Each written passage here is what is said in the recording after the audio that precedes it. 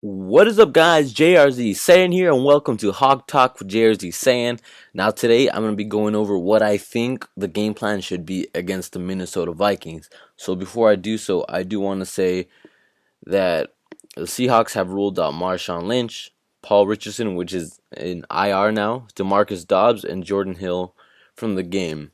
And also for the Vikings, which is very crucial for them, they're without defensive starters as far as we know right now. Joseph and Sendejo. Also Harrison Smith, the starting strong safety, I believe. Starting free safety, my bad. He's questionable, and Anthony Barr, their starting middle linebacker, is questionable as well. So let's go off that. Their injuries. Barr, I believe, has a knee injury, and Harrison Smith has a groin injury. Now those are very easily re-injurable. Yeah. Harrison Smith has the knee injury. Anthony Barr has a groin injury and hand injury. So they're limited in practice, and that's a big shot to them if they go into the game and they get re-injured, and it can get possibly worse. So we'll see what happens there. Um, the Vikings defense are one of the top defenses in the league right now. The thing is, most of their defense comes from the red zone, or when you're close to scoring in their territory, let's say 30 yards out, 20 yards out, or in the red zone. That's where their defense really kicks in when you have less space to work with. So because of that, they do give up a lot of big plays. But usually when they're in the red zone, that's where the defense kicks in. They've had a lot of turnovers in the red zone. I believe a couple interceptions the past two games, and a fumble by Anthony Barr, I think the last game, I believe. So yeah, so the Vikings have a real good red zone defense, so we got to have big explosive plays, which we're good at doing. Now, Vikings, the defense, they don't have much of a pass rush though. They're ranked really low in pass rush, and that's good for us that's good for us not only because our O line has been improving, so that's gonna give them a big mental boost that they can stop the Vikings pass rush, which has been almost non-existent most recently, but that gives Russell Wilson more time in the pocket to where he doesn't have to scramble for his life, which hopefully he doesn't. But when he needs to, he should, because I'm pretty sure they're going to be playing pretty aggressively with their linebackers, with blitzes, to try to get pressure on Russell Wilson. Because seeing what happened last week against the Pittsburgh Steelers, you do not want Russell Wilson to have that much time in the pocket. Apparently now, a lot of people are seeing that. Russell Wilson's a really accurate quarterback, and if you give him the time, trust me, he will make you pay. He will make these defenses pay. So the defensive tackle, Joseph, their star defensive tackle, him being out, and if let's say Smith and Anthony Barr are out, that's a huge blow to the defense. That's probably their top three defensive stars right there.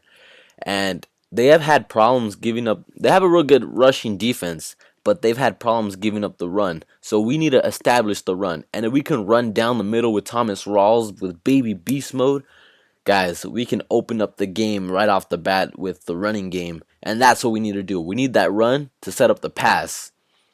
If not, I mean, looking at how their pass rush is, we could always pass the ball.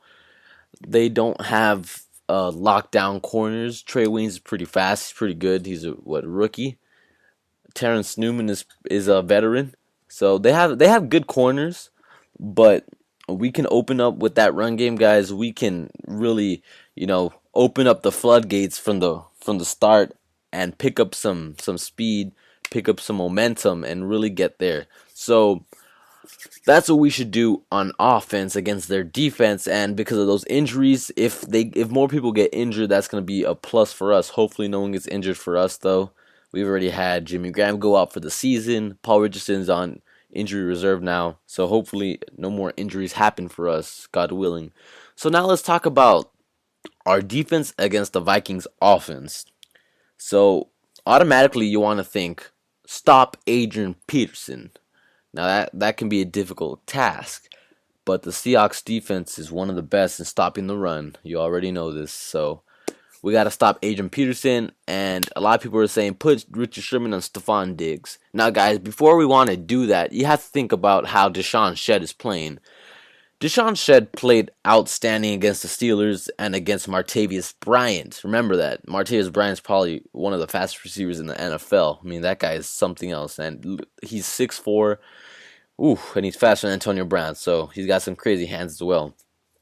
So when you see Deshaun Shedd go against, Martavius Bryant and do so well, so it's standing to where he earns the starting corner role on the opposite side of Sherman, you want to take the chance and start off with Stephon Diggs on either Shed or Sherman. You don't want to mix it up too much, as I want to say. You don't want to mix it up too much. Now, when you do want to put Sherman on Stephon Diggs, is when Stephon Diggs is in the actual slot, because we cannot have. Let's see, if Marcus Burley is in.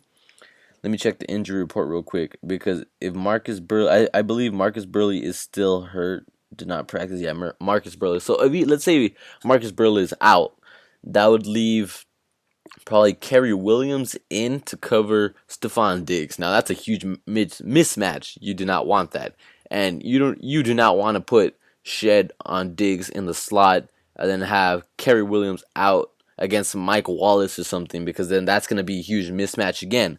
You got to remember, Kerry Williams is not that fast. So I would say if Stephon Diggs is in the slot, you want to put Rich Sherman on him, and then put Deshaun Shedd on Mike Wallace and Kyle Rudolph. Cam Chancellor could hopefully take care of that. If not, you could always put Kerry Williams with a little bit of Cam Chancellor underneath.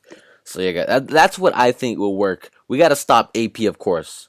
Stop AP is the priority, because the Vikings are almost dead last in passing yards per game in the passing offense. I mean, so they don't have very much of a passing offense. If you shut down the run, just like the Packers did last week, I was watching some film. If you shut down that run, make AP fumble, that's going to open up opportunities for the offense to keep scoring. All we got to do is stop the run. Now, that's harder than what I'm saying it's going to be, because Adrian Peterson is a beast. He's something else, and this year he's been picking up momentum.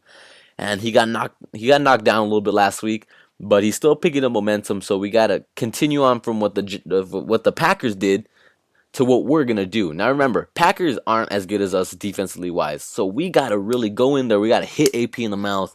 We gotta get Cam Chancellor and knock him on his ass. We gotta get Earl Thomas to knock him down.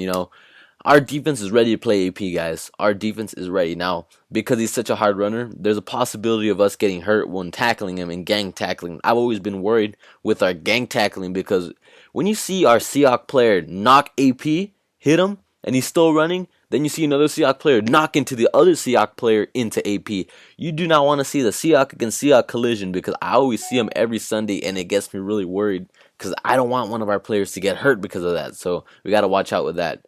We got to wrap up. We got to hawk tackle. We got to spin, grab his legs, everything. So what we got to do, guys, in order for us to win on defense, we got to play solid run defense. That's it. We got to play solid run defense and man up. We got to man up. I don't want any of that zone. Every time we play zone, I believe we get beat more than we play man. If we man up, guys, we can win. If we man up with Sherman on Diggs when he's in the slot. If not, you could always put Shed on Diggs and see how that goes. If Diggs starts tearing up Shed, put him on Mike Wallace. We get Sherman on Diggs. Shut him down. Shut that rookie down. And on offense, guys, we need to right off the bat establish that running game, because we can really run all over the Vikings looking at those injuries, especially right down the middle with their star DT out, Joseph. So hopefully we can establish the running game, get some play action runs going, get some read option. We need to get Russell Wilson going as well. As much as he did in the pocket last week, we need to get him going, guys. He's most effective, except for last week, of course, but he's most effective when he's on the move in read options in our running game. Think about it. The Vikings linebackers aren't as good as the Steelers linebackers. They're nowhere near as good. And the pass rush is nowhere near as good as the Steelers pass rush. So we got a less existent pass rush and a lesser of a known linebacker core of the Vikings.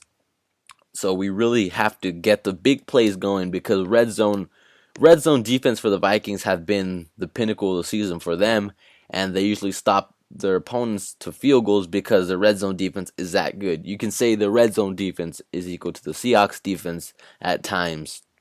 So yeah, guys, that's my take on the preparations that we should do, on our game plan that we should have for the Minnesota Vikings. Run, run, run, run down the middle. Thomas Rawls, Fred Jackson, run down the middle. Some read option right down the middle. If that DT is out, if Joseph is out, their defensive tackle, their star defensive tackle, and Anthony Barr, their star middle linebacker, we got to run straight down the middle, guys. Straight down the middle, right into the end zone, and they're going to give up some big running plays. Believe me when I say that. They have before, and they will now, especially against our Seahawks offense.